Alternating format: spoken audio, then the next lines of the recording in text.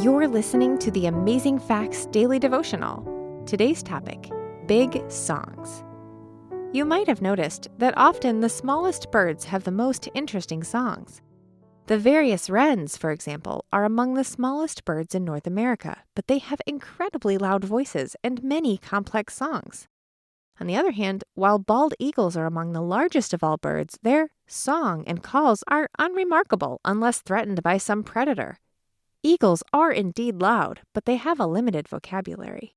Have you ever noticed in early summer that the hills are alive with the sound of birds singing? These beautiful creatures, made for our enjoyment, actually sing for many different reasons. There are basically two categories of bird sounds, songs and calls. Singing primarily happens around mating and nesting season. Calls happen all the time and mainly communicate messages to other birds, often in shorter and clipped chirps. Songs are usually longer and more complex.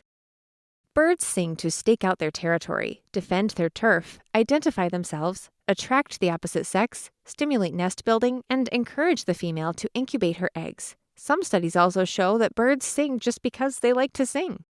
Biologists have also discovered that birds have accents. The same cardinal in Indiana might sound slightly different than one in Florida. Paul writes, "Let the word of Christ dwell in you richly in all wisdom, teaching and admonishing one another in psalms and hymns and spiritual songs, singing with grace in your hearts to the Lord." Colossians 3:16. Admonish means to warn or notify. It can also mean to reprove gently or to counsel against wrong practices. Singing can be more than expressing thanks to the Lord. It can guide and instruct us as well.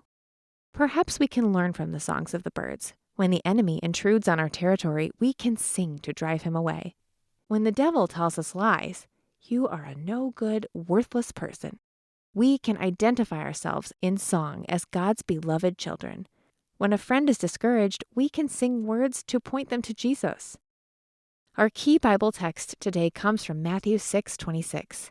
"Behold the fowls of the air, for they sow not, neither do they reap, nor gather into barns, yet your heavenly Father feedeth them.